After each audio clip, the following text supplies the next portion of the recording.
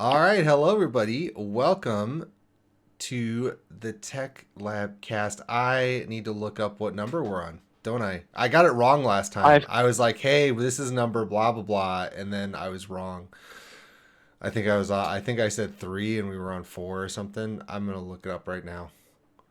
We're doing it. I'm looking it up as we record this so you guys can enjoy. Okay, so the last one was 4. I think I said 3 in the last podcast, and that was not correct. We were on number 4. So now we are on number 5. So welcome to the Tech Lab podcast number 5. Before we jump into stuff, a reminder that I do put this up on Spotify. So the link is in the video description if you are watching this on YouTube. So if you prefer to do Spotify, you are welcome to do that. Speaking of that kind of stuff, Patreon, of course, I always like to push that if you guys are kind enough to support that. And then the YouTube super chats are on as well, which I think I've mentioned this before, but I have never used super chats, but I think they're just like, like a Twitch. Same thing as like giving through Twitch, I think. It's just a thing that YouTube. Except you don't get emotes. Yeah. Yeah. Well, I mean, maybe I haven't streamed on YouTube yet, and that's actually a topic I could address too here in a minute. Because I'm guessing that YouTube probably does something in terms of special emotes and stuff. I have to imagine they give streamers a little bit of stuff like Twitch does. Maybe not as crazy as Twitch, because Twitch really kind of understood early on that the chat is where they're making their money. So they've they have a lot of chat features that I don't think YouTube has, but that's basically what the YouTube super chat is anyway. It's just I don't want to take you off course here, but uh, you brought up the whole Twitch and all that thing, and I'm mm, like, I wonder if one of these podcasts we could set up something like, hey, listeners, we're going to, play casual people on Tuesday, blah blah blah blah blah, and if you want, even if you whoop our butts for whatever reason, mm. we'll give you some kind of pointer.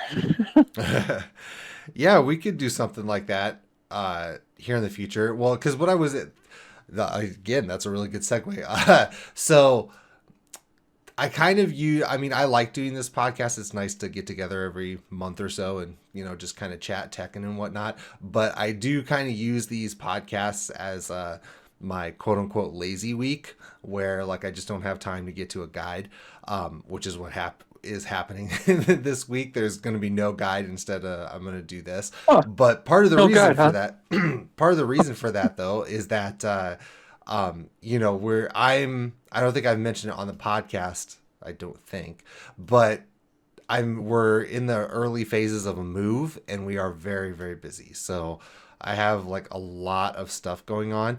And once we move, because of stuff that's going to be, this is, probably later on, like maybe late summer or the fall. But once things really start to ramp up with that, and after we move, my time will get really, really cramped up. So I'm hoping to have at least a guide done by every character before I hit that point. But things might slow down even more so. I mean, I'm so bad at like doing the little videos, right? Like the little 1-2 minute videos that people love to do. You mean with all the exclamation points talking about how it was perfect and max damage?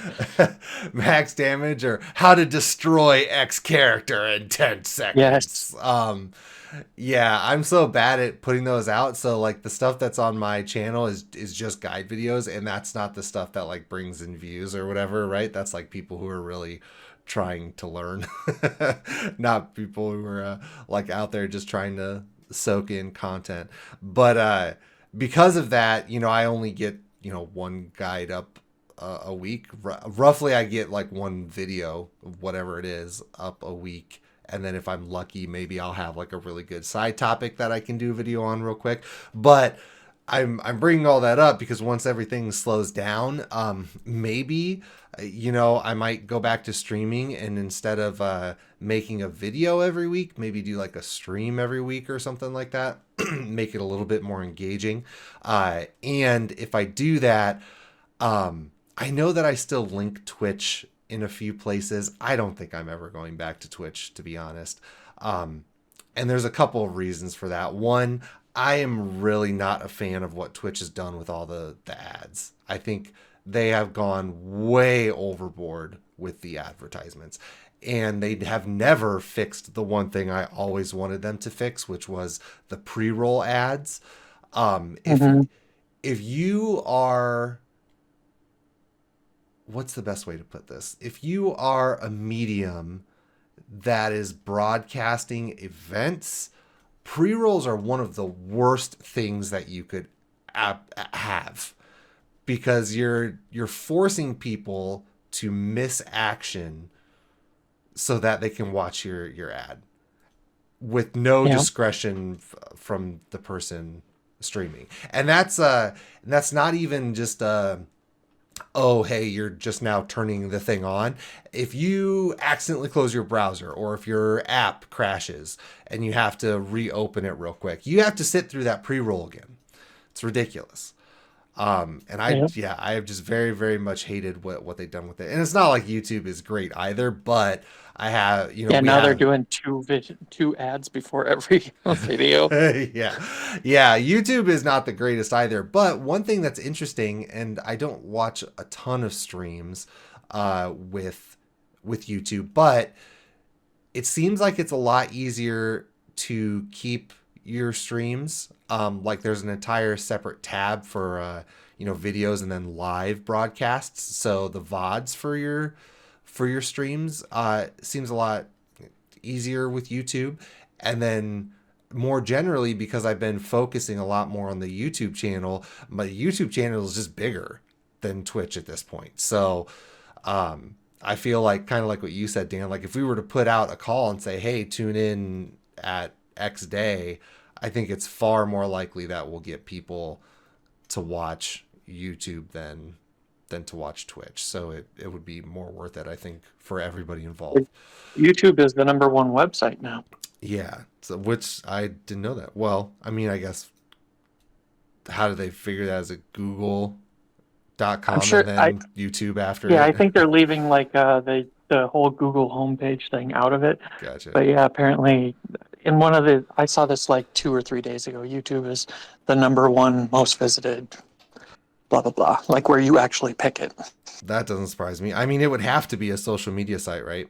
It'd have to be. Hmm. Because what not non-social media site other than google.com would even come close? It's like Amazon, maybe. That's Right. probably about it. But yeah, so that's just a look into the crystal ball of what's going on, because yeah, this is kind of a several month ordeal for us moving, and in order for us to make it happen, we're busy pretty much every weekend and week for the foreseeable future. So if things are a little slow, and if they get slower, just kind of an FYI for people who notice that. But okay, so that's enough of the intro stuff and housekeeping. I just wanted to kind of let people involved, but we can talk about that, Dan, and if we maybe come to some agreement on a day that would work best for us, we can try to throw it out there for people and maybe do a stream. Because I was actually thinking about this the other day. I don't think I've streamed. It's for sure been at least a year. And they don't save the VODs on Twitch, or at least they don't save them Mhm. that long. So I don't exactly know when it was, but I would not be surprised if it was 2022 was the last time Right. that I streamed on. Well, I think So, if we're just like we're not quite ready yet, maybe the listeners could comment in your video section, like your comments on the YouTube post or something, mhm. like what time of day works best for them too. Yeah, which will be an interesting thing to see too, if people actually do that, because I feel like we have a decent amount of people who are not in the States, so they're going to be in drastically different time zones than we are, which is neat.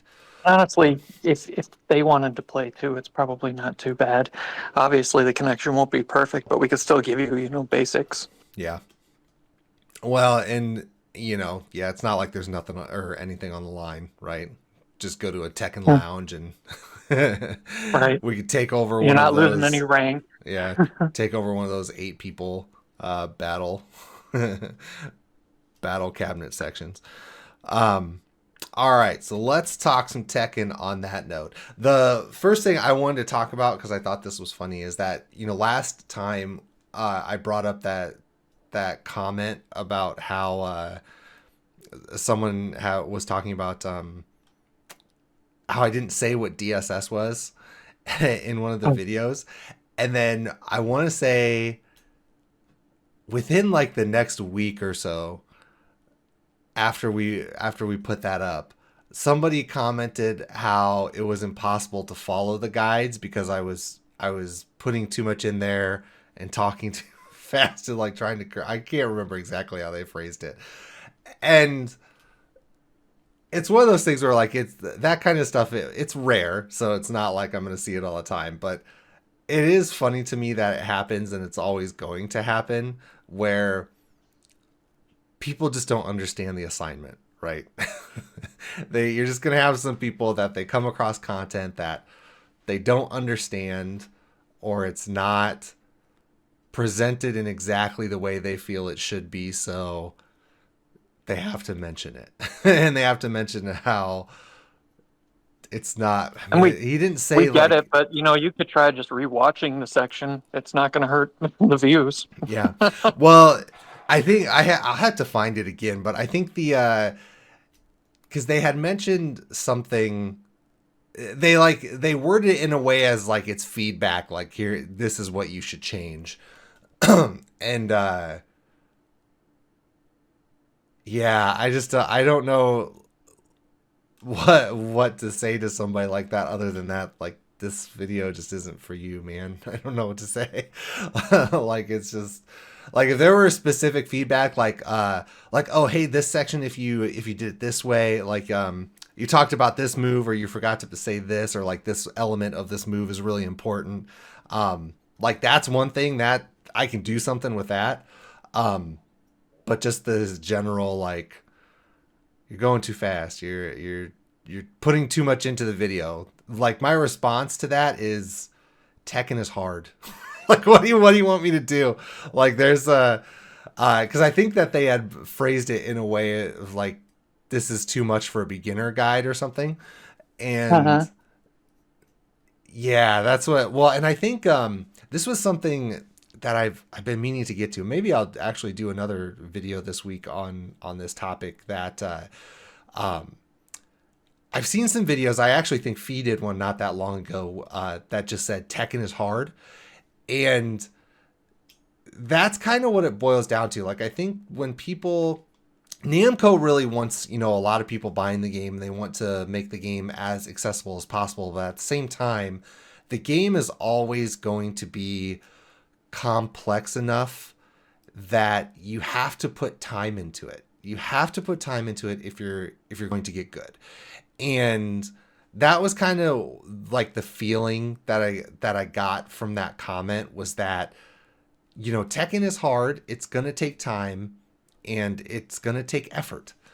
And if you can't sit through a 10-minute video that's literally just giving you the cheat sheet, like the cliff notes on what the character can do and what their best moves are, I don't know how to help you. Like, I mean, before that, you should probably just sit down and look at your own move list. yeah. Well, and it's so funny that you say that, because I said that exact same thing before the first guide was even out. I put out a video that I think I just called it like tips for beginners or something. Oh, new to Tekken 8, a few beginner tips. And it's only like a 4-minute video.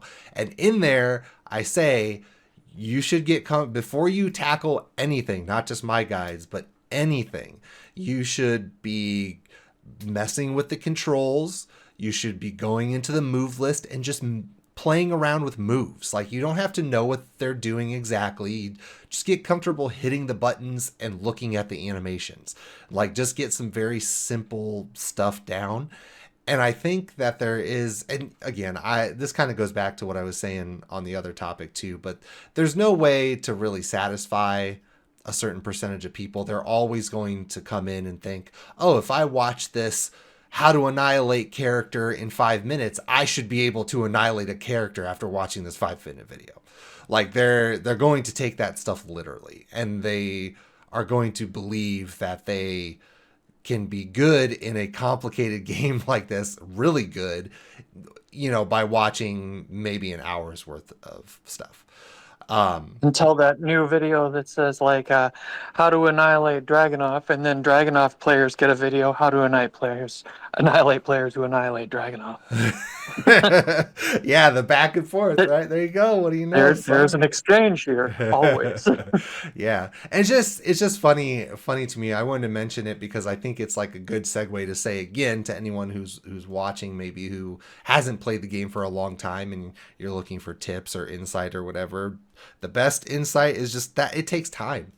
It's Tekken has always been a deep game, and even with all these simplifications that they have added in Tekken 8, it's still, they added brand new mechanics. So like they made some things easier, and then they gave you a whole new ball pit to play in. So it's never going to be simple. It's never going to be easy. It's going to take time to learn and get good. So that's all I can say about it. And much like the DSS one, I'm not trying to like poop on that person. Like I probably won't go back and find the comment just because I don't want to even like point to it in that way. But it's one of those things where it's pretty clear. I guess other people can learn from that failed perspective. Is that you really have to understand that if you want to be truly good at really anything, you're gonna have to put time into it, and there's no way around that. We're just gonna try to bridge some thinking. Yeah, there's no way around it. Like I cannot see.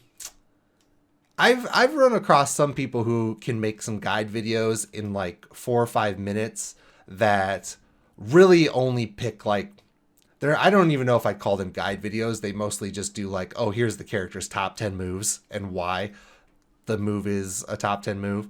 And part of the reason that I wanted to do the guide videos or start up the guide videos is because they include that information. Like, here are the good moves. But one thing that I feel a lot of guide videos miss out on is like explaining how the character works. Like, what is this character aiming for? What are they trying to do? What are they trying to accomplish? What is their motivation? Yeah, so I was trying to, with the guide videos that I make, I'm trying to kind of blend that a little bit, where here's some specific examples of moves that you can use and even how you can use them a little bit, but also here's what the character is trying to do with those moves. And then you kind of have to fill in some gaps from there. But yeah, it's not gonna show you everything. And on the flip side of that, I don't really have any interest in doing top 5 moves for X character. So that person that commented that is just kind of SOL as far as my channel is concerned. But yeah, I wanted to bring that up because I think that that's an interesting topic. I think that there are a lot of players, especially now with Tekken 8 being a new game, and Street Fighter 6 didn't really hit the way that Capcom was hoping, I'm sure. So there's a lot of new blood in the game of Tekken 8, and it's very popular, so you're going to have a lot of people trying to get good at the game. And it's really important to understand that if you want to be good, you have to practice. You have to put in the effort to do that. So, but yeah, that's all I want to say on that. Taking a drink now. All right, so bigger topics. Because I assume you didn't have anything to add on there. But bigger topics, updates on the game, probably just kind of the big one I always circle for these podcasts.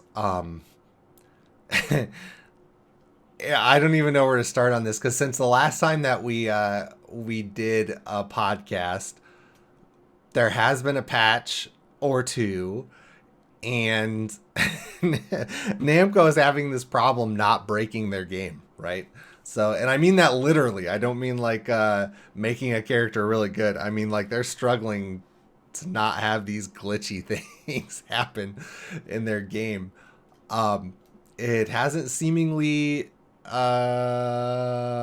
affected people like wanting to play. Like people are still just kind of powering through it anytime that Mhm. stuff pops up. So, I mean, I guess there's that, but um, I anything. think people are still losing track of the fact that this is what would normally be like their beta type period, but they Right. felt pressured to push the game out. But they are still trying to figure out some of these new system nuances and how to rebalance the characters.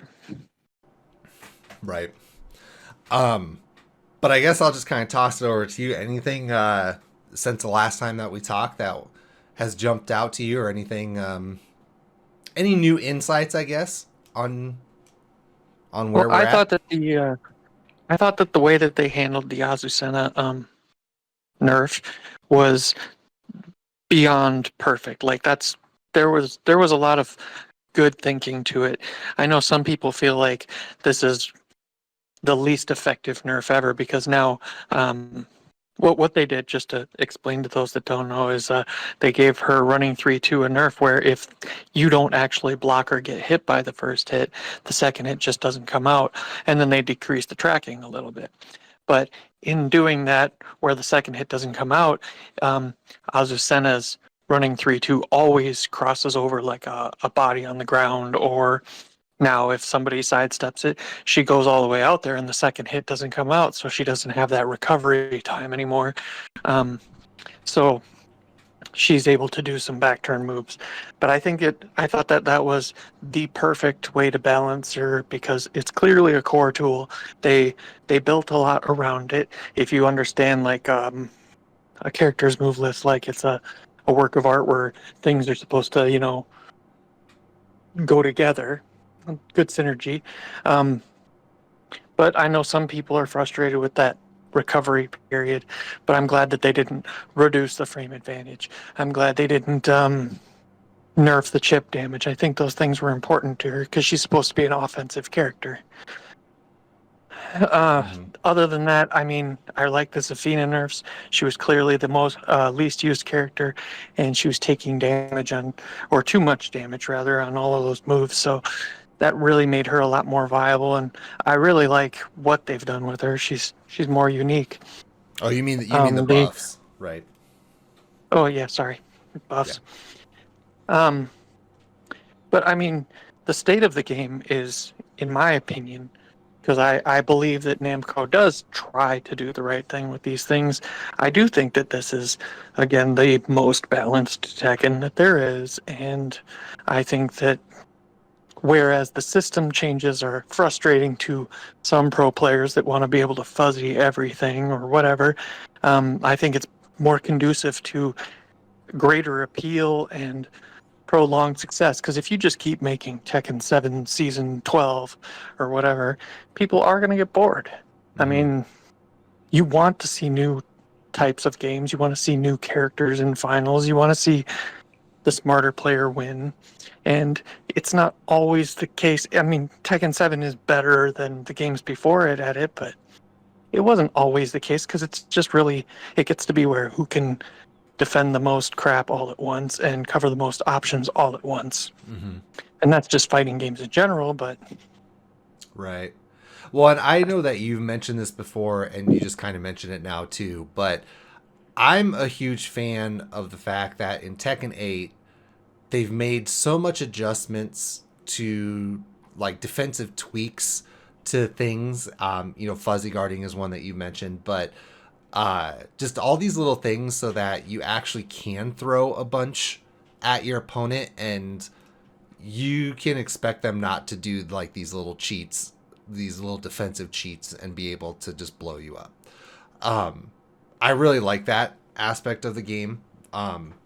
It makes mix up so much better, and there's just so much variability between move. Well, not variability. That's the wrong word. They're like animations are so smooth and they're so blended together that the whole timing mix-up element of Tekken is so much better now because it's so hard to tell what's coming at you. Like something has to be Hmm. really, really telegraphed for you to be able to block it on reaction. I remember, once upon a time, something that was like I-20, Hmm. I-21 was considered reactable, and there's just no way now. There's just no way now. The way there are so many like heavy hitting lows that are in that like I-20 range that you cannot see it just because the way that the character moves, just their animation of how they move, things are just so much more ambiguous in that way. Um, And then they added chip. And I know some people don't like the chip, but the chip damage helps you against those people who do react to almost every low or whatever. Well, you can still put pressure on them by doing chip moves. mhm. Yep. Yeah. So I very much love that. I think that's really awesome. It makes the game better because I mean Tekken has been overly defensive for how long. Um, is just what it just was a game. Right? I mean, there was a period in that Tekken Tag 1 era where it was just everybody running away Yep. for the entire round, and then First person hit a button loses. yeah, and then it slowly got better. Um, I mean, I think there was kind of a considerable jump from Tag 1 to Tekken 4 because Tekken 4 was the first that um, removed the backdash. Well, I think it's the only one that removed the backdash cancel, but because of like not just that, but with the wall restrictions and everything, like you couldn't just run away. So that was kind of this pull in the extreme opposite direction. Then they kind of brought it back with Tekken 5, but movement has still always been key with Tekken, but it's never been, I don't want to say easy. That's not the right word. But you've never had as many options to deal with all of the defensive shenanigans that Tekken tends to give you. It's too Um, hard to start an offense, right? yeah, Sustain it. right. Yeah, exactly. Yep. So I think that A plus for because I know that was one of their goals, right? They really wanted Tekken 8 to be an aggressive game, but I also think that Tekken historically has kind of suffered from this. Especially from like a new player perspective, it's so hard to play defense because defense is so important. But there are so many offensive tools that until you actually kind of figure things out, um, it's really hard to play. But I think that now that people can just mash the buttons a little bit and get a little bit farther than they would have in previous Tekkens, um, it ends up being a better game. But I think it ends up being a better game for that same reason for really good players and the pro players as well, because you can just see it in the way that not only pro players play, but in the way that certain pro players complain because they don't like it. They Yeah. they don't like how the other person can do offense whenever they want to. Um, so I yeah, think that they kind of turned all of Tekken on its own head too, because before you would do these defensive options that cover, 4, 5, and 6 fuzzy guarding, um, but now they have these offensive options. Like I know that Nee was complaining that grabs track and how it beats power crush, so it does too many things. But honestly, that's the problem with Tekken is you have all of these defensive options that beat 4, 5, and 6, but you don't have offensive options, at least especially not universally that cover A, B, and C. So that's always kind of been discouraged. And I know that some of the players that are complaining, they feel like the better player isn't winning because they're not able to easily make people with anymore, or once someone starts their offense, it's harder to stop.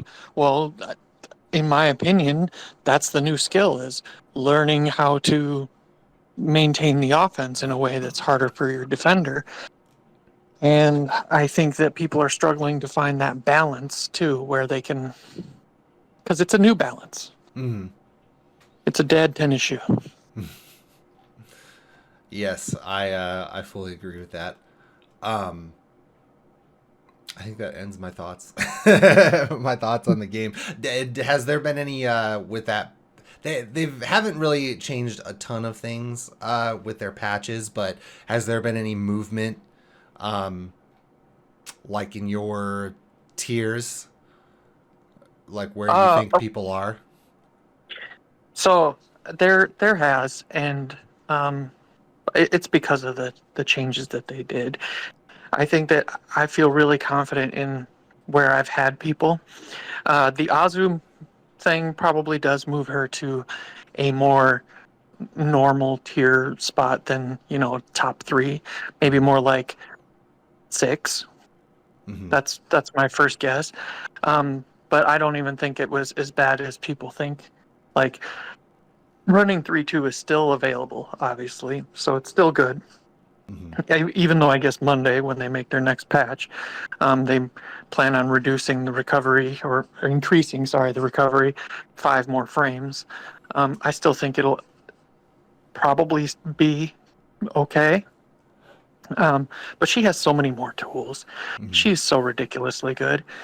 The only thing that I would say, as far as balance wise, if everybody's like really praying for uh, a fully even game, is they probably got to take drag down a little bit. Hmm. He's been hit with nerfs, but clearly his chip is too much. That's what I think it is. It's his chip is too much. Um, but the movement side, Zafina definitely moved up. She's not in the bottom four anymore. She's like, I would say, probably mid tier. Hmm. She does really good damage. She is good Oki. I Well, really like her. I like her changes. well, and I think her uh, because of what the change that they made, which you mentioned earlier. Her Azazel moves deal self chip to her, but it deals a lot less now. I think it's at least half because I think that um, most of them, if not all of them, would deal 8 chip damage to her, and then they cut it in half so it only does 4. Um, and you can feel it. Like you can feel the difference that she can actually use these moves without having to go into heat. But the one that stands out is and I put this in my guide too because I had to rework the guide a little bit because it was initially I was going to release that, and then the week before I actually did release it, and I couldn't because that's when they did that patch. And I was like, oh, well, I have to wait because I have to see what what they changed with her. And sure enough, they changed that. So I had to rework that a little bit. But her forward 1+2, which is like this really heavy Oh hitting like yeah, double mid, that move is super good. And the only reason that it was you had to really lay off of it previously was because it would just eat her for chip. So now that you can because it does a ton of chip damage itself. So now you're doing a little bit of chip damage to yourself, but I'll have to look it up again. But I feel like it does 4 to her, but I think it does something like 12 to your opponent for a very safe mid that has pushback, and if it hits, it does something like 40 damage. And if you have the meter going and you really think that it's going to hit, you can do a heat dash for a full combo. So yeah, it's good with Punisher too. yeah, that move is just really really good. But even if it's hitting you for 4 damage at the start of a round, I think that you can probably get away with just spamming it a bunch and and as long as you're forcing the block and you're not whiffing it, like you're winning that trade. you're basically getting a 3-to-1 on your expense there. So uh, yeah, I think she got a lot better because of that buff. So we'll see, I guess. I also think that it's interesting that some people are frustrated. I guess they feel some things are too powerful, but they're not really looking at everybody's kind of too powerful, right? Mhm. That's the sign of a good game. And they used to really focus on fully balanced everything and all this. And what ended up happening is you have those T5, DR, T6 kind of people are a little less interested in that. They want to have that move that feels like they got an advantage against other people on, right? So you want to feel broken. But unfortunately, players just aren't all that honest, and when they lose, it's not because their stuff was not broken enough. It's so and so's broken, right? Mm-hmm. And with the extra strength on the offense, people really feel the effects of that, and they're not really given the credit where it needs to go. Because there's nobody I would say is way too broken, and there's nobody that I would say is way too weak. If anything, I mean, the worst character in the game is definitely Panda at this point. But I actually even keep finding out new things with the bear that make me think this is slept on so much. Mm-hmm. Yeah, in the moment, it's hard for me to complain about anything because every time that I start getting irritated and want to like send a message in the Discord and be like, "Man, that was garbage. That character's dumb." I'm like, "Oh yeah, I'm playing this character." So I can't do that. It's gonna fall flat. It's not gonna work if if I do that. So I just complain Actually, after the fact about like, oh, that move is crazy. But then it's okay because everyone's complaining about it. and I think that they succeeded in, with giving everybody, things that make you feel like your character's kind of dumb. And they succeeded to the point where, and this is really hard for me, is I want to just play more characters. I I find myself just wanting to sit there and try to hone the new cheese for whoever it is, and figure out how I would fill in the blanks on the puzzle and everything. And it's just that's hard for me because I would say since probably the first season of Tekken 7, I've been feeling like, I can't really handle more than one character. Hmm. Now I've got like four. Yeah, Four that I play fairly regularly. I'm gonna have to do the same thing too soon, if only because there are certain characters that I just don't know if I'll get a decent handle on what they're trying to do unless I actually play them. So June is probably on that list to do here soon because I don't know, for whatever reason, even though I've gone through a move list and stuff, I think like I actually need to get a game plan and start playing with her in order to understand how how her mix ups work and like what she's trying to do. Because I just can't figure it out randomly playing against a June player like once a week. So I I just get really on can't top of wait that. till the more of the majors start going on, because I just want to see how everybody else is fleshing these things out. Like, you can watch videos of people playing casually or even at their small local tournaments, but you don't really know how it's going to go down. Mm-hmm. We'll have that pretty soon too, right? I think the first big one is Evo Japan, which is later this month, and then next month is Combo Breaker, and I feel like there's probably something in June, and I just don't know what it is. But then you have regular Evo in July, so we have some big stuff coming up. I actually should go to their website. I bet they have a list on Tekken World Tour of what's Do you coming up think that here. we're going to get to that suggestion about Zafina versus, I actually, was it Claudio? Yeah, I don't.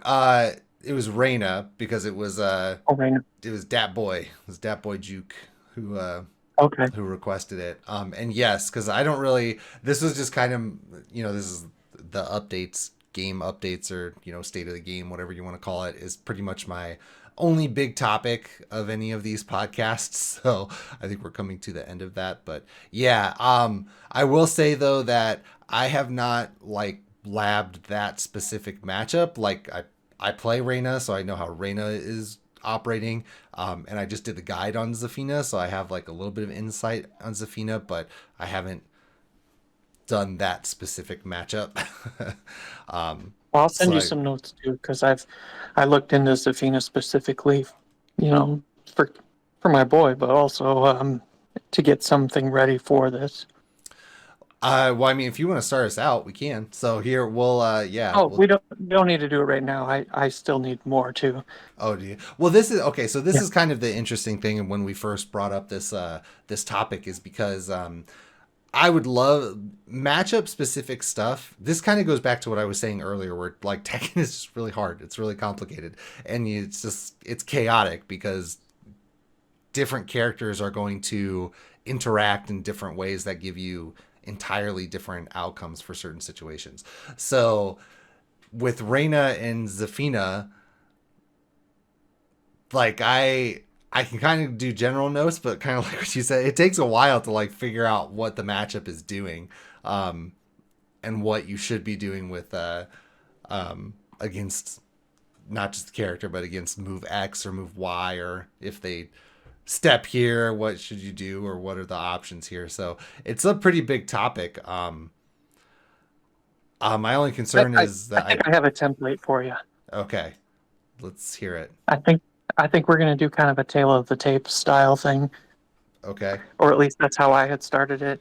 So that's what I would expect for the listeners is kind of do a tale of the tape, give you some general things, and then how I would personally approach if I was playing blank and how I Mm-hmm. would approach if I was playing blank. But we don't need to break down every single move. Right. But So I don't know if you have tips to start off of. The first thing that jumps out to me though, from the Reina's perspective, is that you have to game plan for Mantis and Tarantula. And when I say game plan, there has to be an acknowledgement that Reina doesn't have um she doesn't have like a I'm steel not ready pedal. for it or anything. I know I don't have any other topics, so I'm just kind of doing like a Oh, general layout here. okay.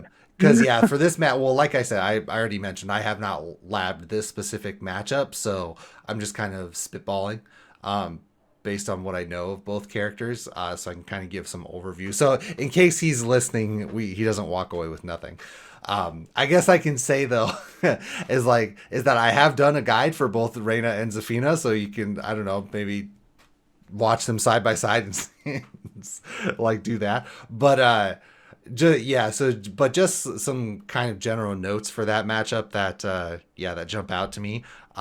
For Reina, she doesn't have like that steel pedal move, right? So like which would be a Devil Jin back four, or Kazuya forward four, that can kind of cover the bases for those low hitting stances.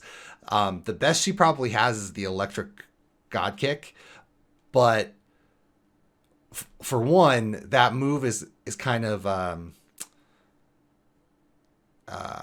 what's the word? It's very, it's a lot more It particular stops than your offense. well, it stops your offense. Yeah, even if you do the electric version and it's safe, it stops your offense. But it's a bit more finicky than Electric Wind Godfist. Like I feel like there is a bigger leeway in your inputs for Godfist than there is with the God Kick.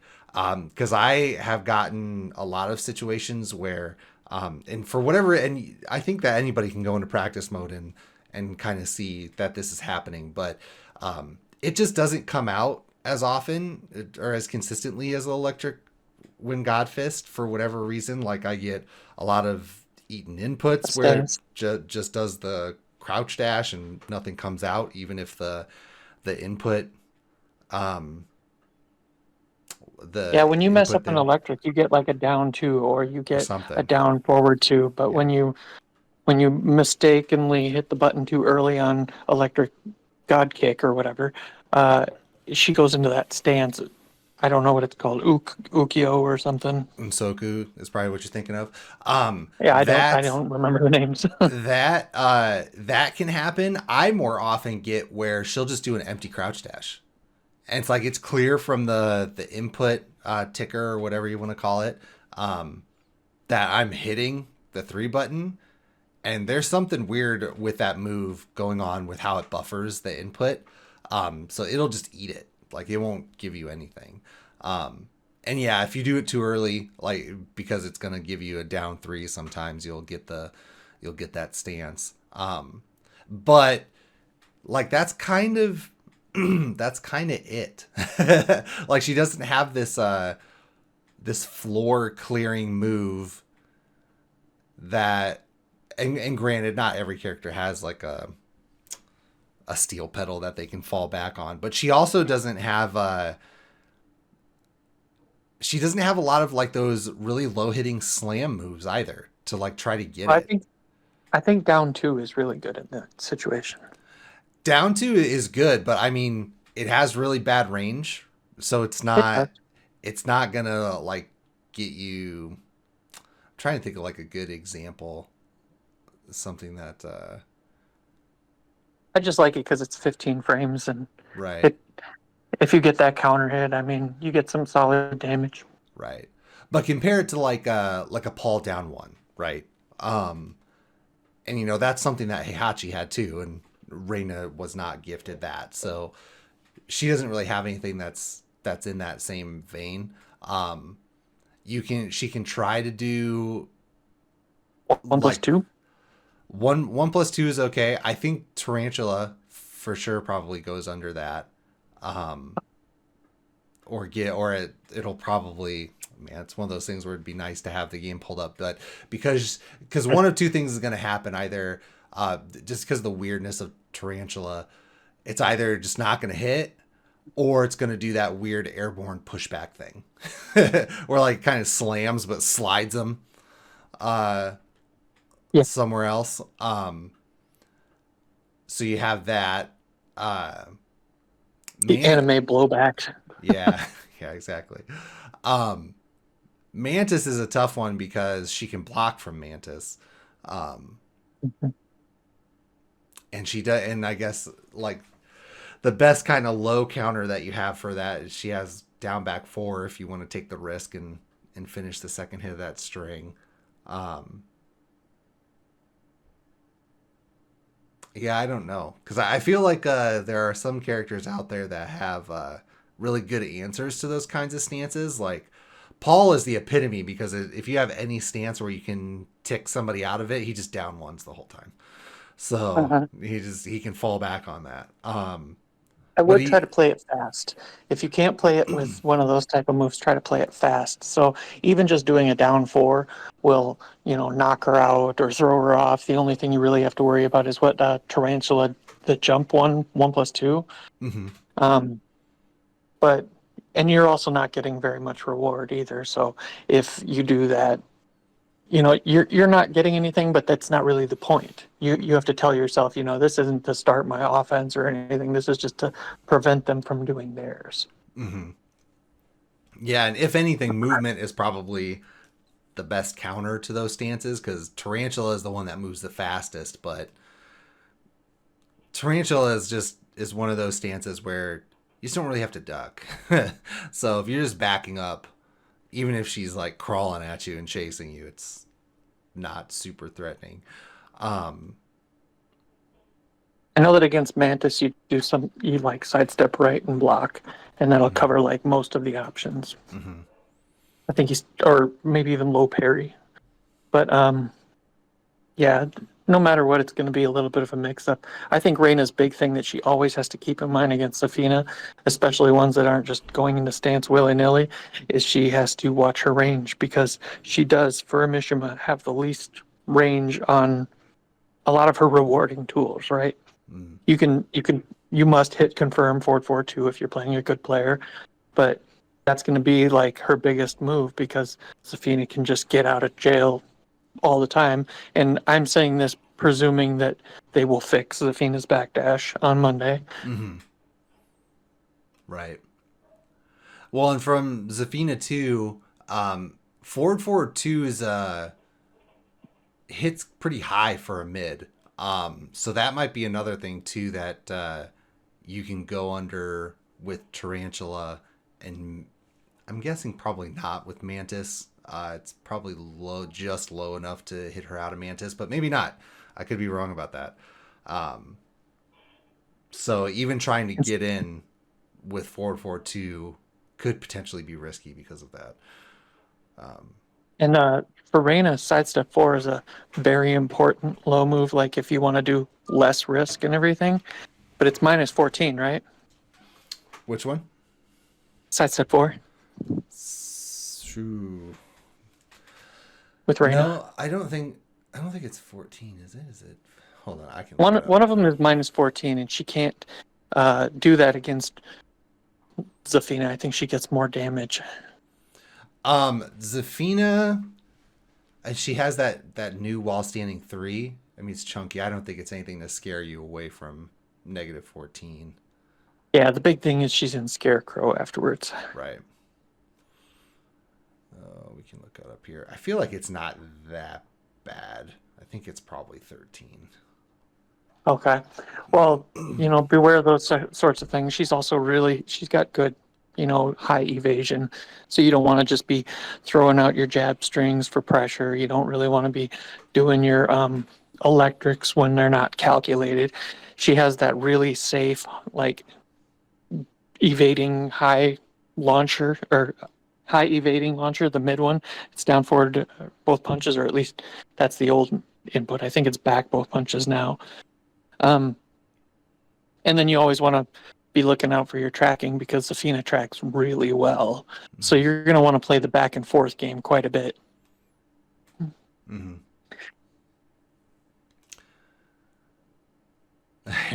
What else? What else can we say? I would say that if you block the 1+2 4, you really want, like, that's one of your free opportunities to do your jabs into a mix-up.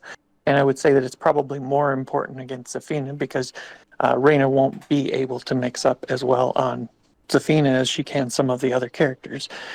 So be looking for those jab punishes. If you have a minus 15 frame move, I can't remember if Reina really has that.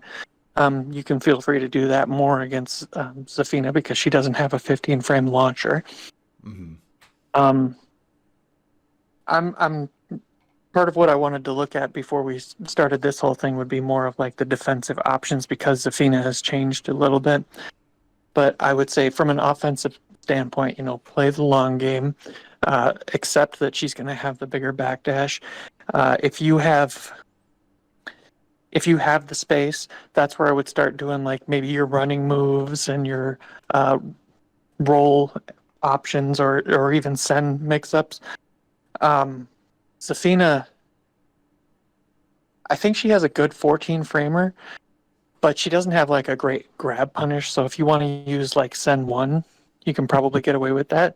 Scott here is definitely the better like pokey and Tekken 8 style Reina than I am, but I play more of a Mishima style, and I'm not even that great at it. But I like to do crouch dash while standing 4 a lot, so that's me. Mm-hmm. Yeah, I think Zafina she has an okay 14 framer. She has that heat engager down forward 4-1. Uh, Her while standing punishment though, just because I think because while standing 1-2 is more or less confirmable, I think works really well for her in this matchup. I also think in terms of because you brought up Sen, if you're gonna play against Reina, you always have to like game plan for what your Sen options are. And I am curious. Again, this will happen with more lab time, but I'm curious if Zafina has some good options against Sen because I know I keep going back to Tarantula, but it's just because it hits so low and it's like an airborne status if she gets hit, so she can't really get punished for it. That it might, does have one of the slower power crushes. yeah, but she has the reversal, so I'm wondering Oh, the reversal is going to be weird though. Yeah, I'm trying to think. This is the problem with Sen is that Sen 4 kind of slows things down, right? So it can mess with timing if you're trying to do some reversal stuff. Sen 3, you're not going to be able to reverse because it's a heat engager. Sen 1, you should be able to reverse that. Even if she does a second hit, your attack should come out first. Sen 2, that's just a basic thing. Sen 3+4, and this is why I brought up Tarantula, because Tarantula would presumably only get hit by... Yeah, but it's not going to give you a good float.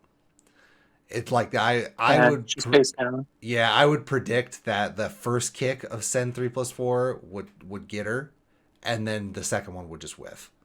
So you're like taking like a tiny bit of damage. Sen 4 Her presumably would upward smash four her. would be good.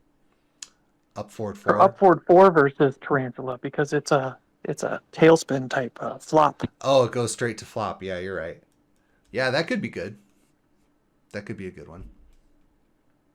You have to kind of see it coming, but I was just kind of thinking of Tarantula as like a defensive option against some of the stance craziness. Because I think the Mm-hmm. big one that you probably have to worry about, like if she does like a forward 4-2 and then you just go into Tarantula, I think the only thing that you really have to be worried about is probably send 4 because that's going to smash you into the ground. Um, but because of that weird airborne status, you'd be able to tech roll right after it. So,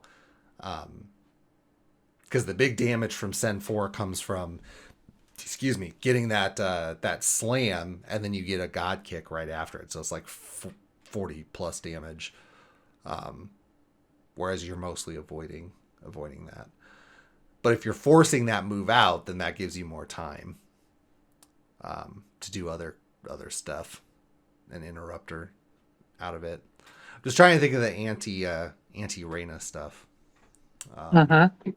for the Zafina So players. that's what they can look forward to and use that reversal, when you have some of these canned sequences. Yeah, yeah. Somebody's doing like forward forward, down forward 1 or something.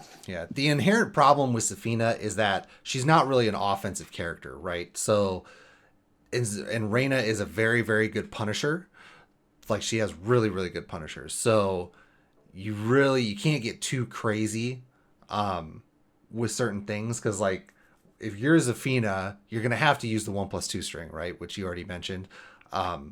But Zafina or Reyna can just 1-1-2 all of that. Like if she guesses right, just 1-1-2s you and you take a good chunk of damage. The string is still really good and you have to use it, but it's one of those things where her jab punisher is so good that it's going to be rough there. But any of those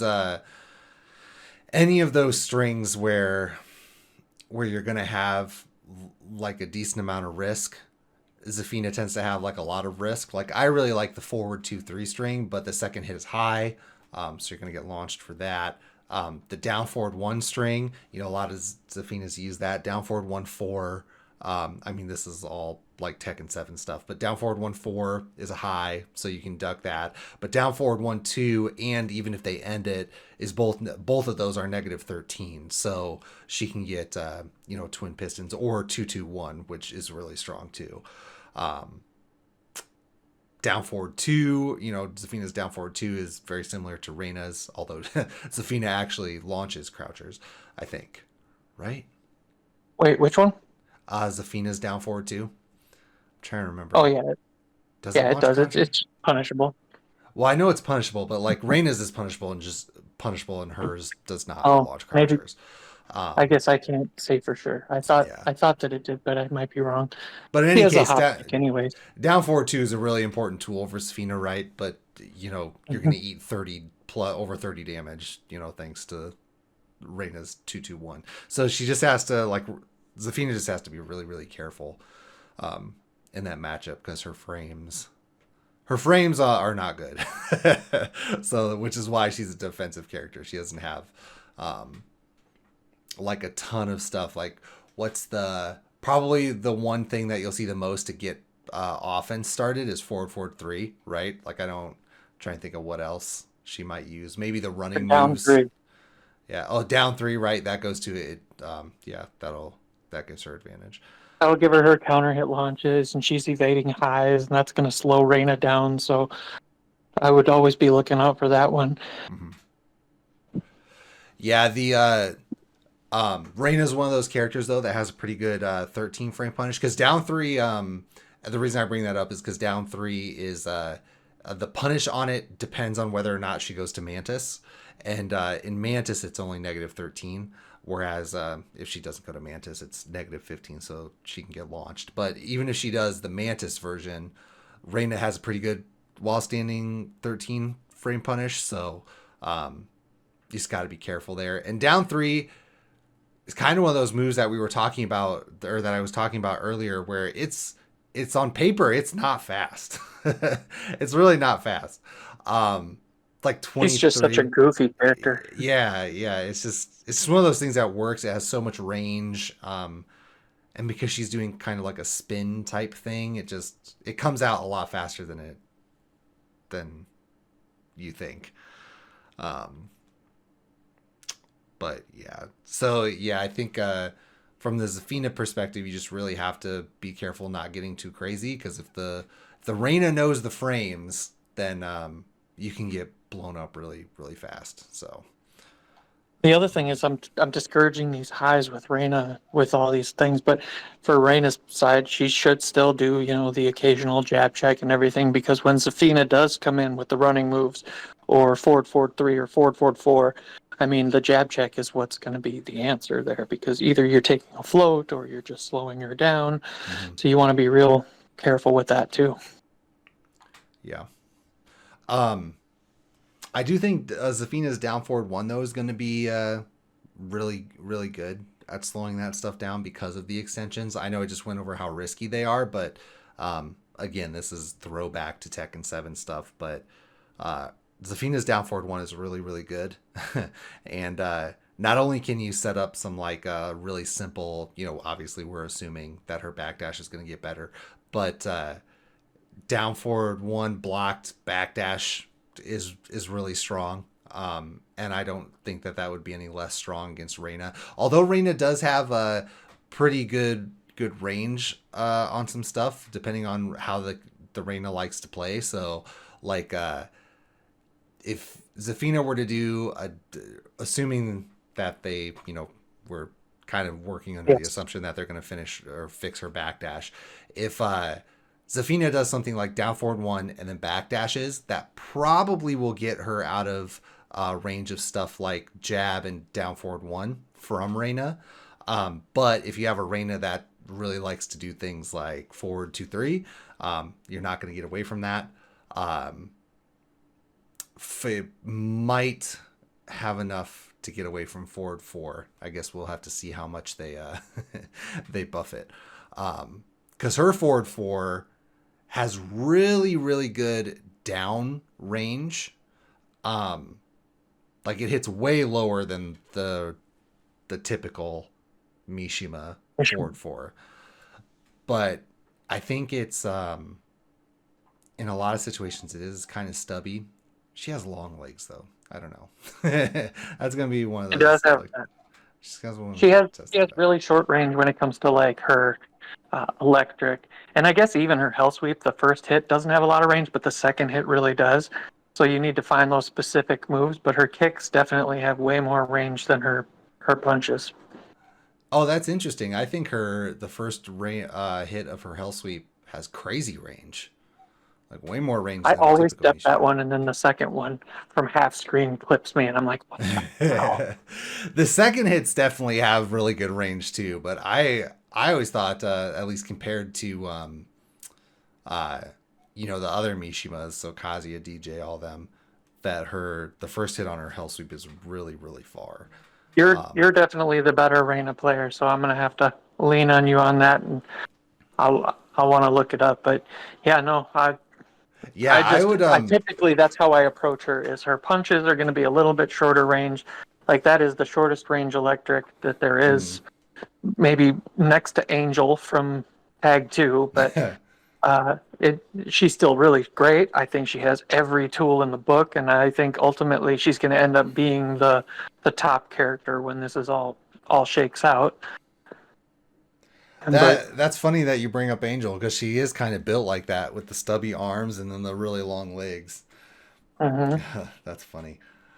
Um, yeah, we'll just yeah, we'll have to do some more lab work because I really wish that I could like mention more specific situations and stuff like that. But um, I think the stance play is kind of the obvious thing to look at.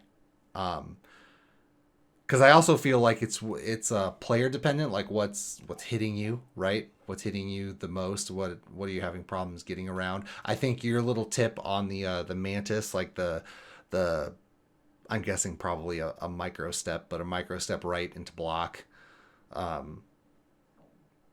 that kind of stuff is probably going to be really good. excuse me, really good for the matchup. Um, one kind of general note I guess I can make about Reina, because I think a lot of people struggle. I mean, she's a good character regardless, but um, if you're in that close range, like, because that's probably where Zafina doesn't want to be, is that range 0. Because she has problems like sustaining her offense in that scenario. But when you're face to face with Reina at that range 0 and she's like trying to like keep up the pressure, micro step left into something quick like a jab usually shuts her down. Because things like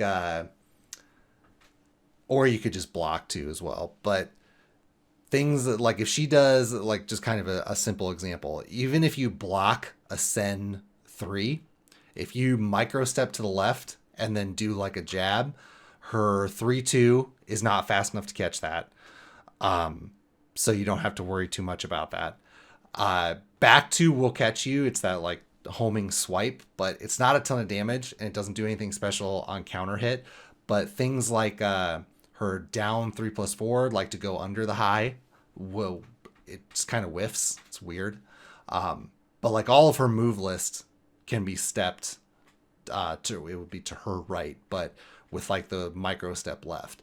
And I mean, if you want to play the safer route, you can do just a step into a block, because none of that stuff is going to hit you. At worst case, you'll block it. Down forward 2 does track that direction, but if you're just blocking, then you just block and punish it. Otherwise, yeah, like everything else that she tries to do will whiff. So it kind of forces her into realigning herself to get the offense going again, which she can do, but you're creating that situation where now if she's doing that, it gives you more time to swing back. So that's probably pretty useful for Zafina. Because I'm trying to think, if she were to do, because you can probably do some pretty cool stuff with Zafina out of that, like doing like a step into down 3 or something like that. I almost just think because of her backdash, and assuming it's the good backdash, I mean, she could probably just get away from everything anyways. Yeah, in that situation. Yeah, this could be a moot point anyway if she's just backdashing away from everything. Well, if Lorena did like a Sen 3, I could easily see her backdashing out of pretty much anything and then just launch. Well, I don't know. I guess because Sen 3 just leaves you right there. Like you're just right. It's just because of how big her backdash is. It's so huge. She's definitely, with frames in their face a little bit, but that's just my presumption, because I figure she could probably backdash even that back 2. And back 2 has some decent range, just going by history. Oh, I see what you're saying. I don't know. Back 2 has some crazy range. I don't know if she's gonna be. It does have some crazy range. I love that move. Yeah, I don't know if she'll be able to backdash out of that after a Sen 3, but and that one might be too much, but I could see it. I can visualize that gigantic ass backdash. Mm-hmm. So is that what you're thinking they're gonna do? They're gonna make it really, really crazy? Because I figured I think they're just gonna go back to. I think she's going to have at least like Elisa's backdash. And Elisa can backdash some stuff nobody can remotely fathom. Mm-hmm. What was the example that our buddy Cubby gave us? It was like the forearm. After he hits you with down 3-4, you can get away from everything again, something like that. No, it's I think the one that he normally brings up is the Hell Sweep 2. If she goes to Wrath afterwards, Alyssa can just backdash all of it. So that's what I expect. I expect her to be able to backdash the Wrath 2 again. Yeah, it's pretty funny, that specific scenario. Like, I always recently I've switched, but to doing like the Wrath 1 after that, because a lot of people have figured out that you can step the Wrath 2, and it's kind of interesting seeing people like kind of struggle after that. Yeah. It's like, okay, well, here's the next layer. What do you got? But if you start with layer 2 and they're expecting layer 1, it like throws this thing off in a funny way. But It's a yeah, very interesting side of situation. yeah. And that actually is one. I know I'm going off on a tangent here. That is one of those things where I noticed that certain Reina players like doing the Wrath 3-4 because that will catch backdashes. Hmm. I haven't tested And chip. Elisa specifically, but I assume that hers, since he talks about it a lot, that Alyssa can get out of it or whatever. But the vast, Yeah, every even a other, normal character, if you backdash there, it's like it barely clips you. yeah. So it's but it's it's a way to continue pressure and like you said, deal some chip damage. So, but that's one of those things that I don't do a lot. Probably just because people are really antsy, so they're either trying to challenge it for whatever weird reason, which Wrath 1 and 2 will beat challenges, so it's kind of super risky, but or they're trying to step or backdash or get away so that they can punish. But I noticed, yeah, a lot of Reina players doing the Wrath 3-4. I need to try that more after the Hell Sweep. I like doing it at the wall because there's nowhere to go, but yeah, I don't know. That move's so good Comment. too. Yeah. Random comment. The only thing at the wall that makes it weird is that you can't get a wall juggle unless you just stop at the first one.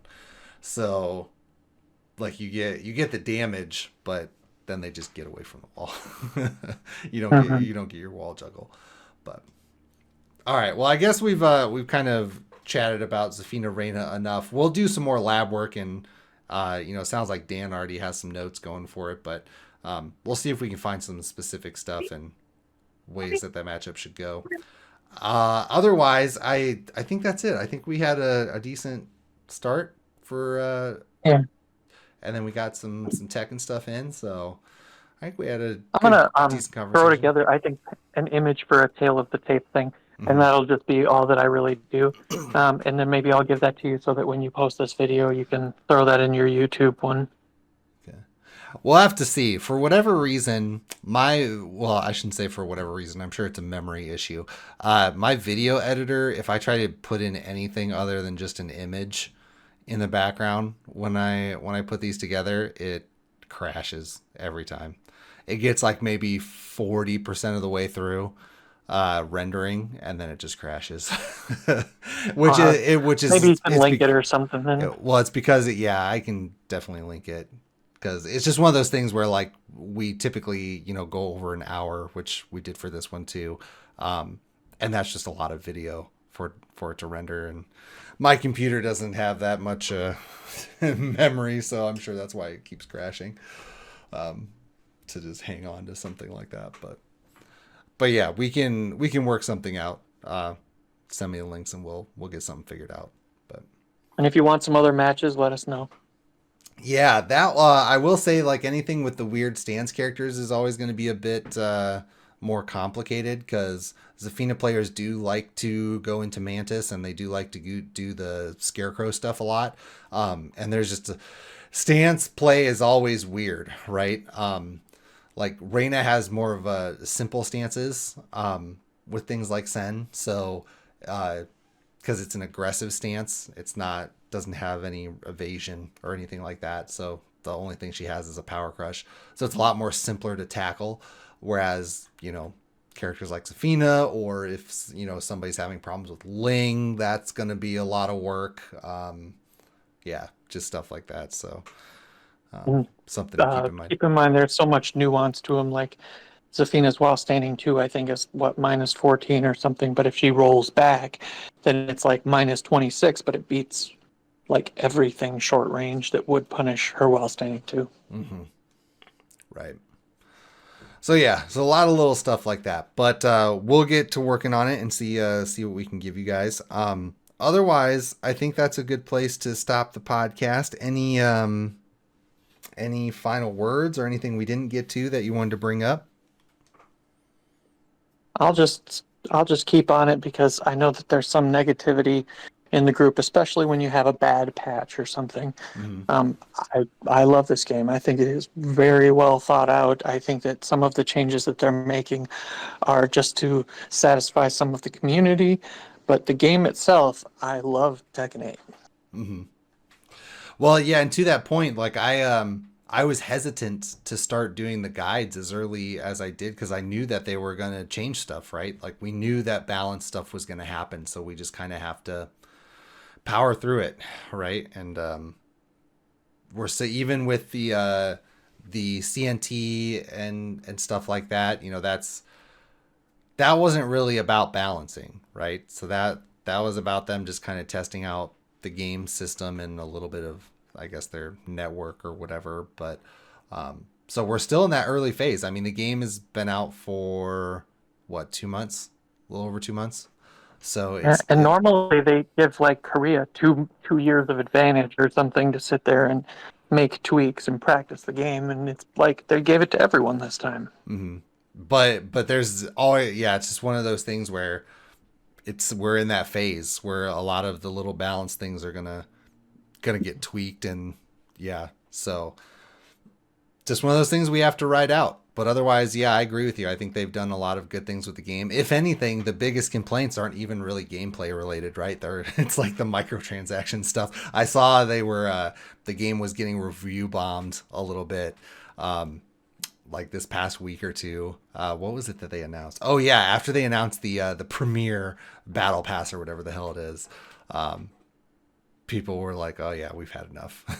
Time to review bomb this game." And I support giving them a hard time about that stuff. I just Oh yeah, my only focus is the gameplay. So right. Yeah. Well, and I keep going back to like you know, for us, like it depends on what you're getting out of the game, like why you're playing it and what you're doing, because if you're just like a casual player and you're like you love doing the lounge stuff, you know, maybe you do some player lobby stuff, but you know, you're heavy into the customs and all that kind of stuff. I can understand like that being like a line. Like there's no way I can't support this game because it's clearly um trying to suck my money out of my wallet. But for us, you know, the core gameplay is all we really care about, right? Like we're not we're not buying customs. We're not going to the Tekken shop and buying stuff. So it's not something that affects us. But what's funny, and this is kind of an old story, there are lines that I would quit this game and never support it ever again if they did. And though this was really, really old, but when Tag 2 came out, they had depending on where you bought the game is what, like, they weren't DLC. I don't want to call them DLC, but like the console specific characters that got released oh, when he's like these, full caliber. yeah, so and they had, well, eventually they released all of those characters, because okay, so for those who don't know the timeline, Tag 2 was in arcades for a while before it came to console, and when it came to console they added a few characters, and depending on where you bought the game would it wasn't console specific, sorry, it was retailer specific. So depending on where you bought the game, you were literally getting a different copy of the game because of the characters that were involved. That was still far enough along, like the internet, for everybody that you know, there were still DLC or like stuff that you could buy down the road. But when they did that, I'm trying to remember what characters. I remember there being Angel and Ogre, and I feel like there was one other one, and I can't remember who it was. But like Best Buy would have one, and then GameStop was the only retailer that had all of those special characters. So if you wanted to get all of those new characters, because they didn't tell anybody or they didn't release a date on when they were going to give it to everybody, like when all of the copies were going to be able to download those extra characters. So if you wanted to get all of those extra characters, you had to buy the whatever it was from GameStop. And I was so pissed when that happened. I was like, this is literally the only time I'm ever going to do this. If they do this bullshit again, I'm never playing this game. I'm quitting. I'm not even going to buy a Namco product again. It was just so so scummy. I was like, I cannot believe that you're forcing me just to get, because I mean, anybody, you basically have a competitive edge, right? Like if you don't buy that version, you can't practice against them. You can't, at the time that the game released on consoles, you couldn't go buy the DLC for those characters. It was like a, some sort of deal that they arranged with the retailers. Were like, oh, okay, you guys will get the code for this character, you guys will get the code for this other character, and then GameStop, I guess, will get will get all of it for whatever stupid reason. And I was really, really mad because I hate GameStop. I have zero interest in ever buying anything from there. And I think that was the last time that I bought anything from GameStop. But I had already stopped shopping at GameStop at that point. So I was very, very angry. But that's a little story for you guys about how scummy this shit can get. And I hope that they don't don't do that stuff again. But the microtransactions are getting a little out of control, so they really need to figure that out. But otherwise, for the competitive elements, good game. After all that, that I think is we will leave it there. So yeah, there you go, guys. I'm gonna end with a little old man story, and then we can be about our day. So I guess before I leave, or before we cut us off here, just kind of a reminder, Spotify, Patreon, all that stuff. I will do my best to get some more videos up this week. Like I said, before things get really busy, late summer, fall, whenever it tends to be, I do want to have character guides finished for all of the characters. There's only 20 some characters. So I will do my best not just to get caught up, but see if I can't put aside some time to start maybe pumping out a couple of the character guides a week to get those done. I do want to try to get smaller topic videos. I still want to try that. Problem is I just I don't know. It's hard to describe, because we were kind of making fun of it earlier, but there are just so many videos where people are just pulling random topics, like how to defeat this string, and then making a video of it. And I really don't want my channel to be cluttered with a million of those videos. So we'll kind of have to see how that works out. But I will do my best to try to get some stuff going. And then, like Dan mentioned earlier, just shoot us a comment if that stream idea that we were talking about earlier sounds good. Mention, I guess, if you want to, days, times that might work good, and we'll try to maybe set something up here in the next month or two. But otherwise, we've been going on for a while, so I will we will let everybody go, and we'll see you guys around the bend. Have a good one. GG's.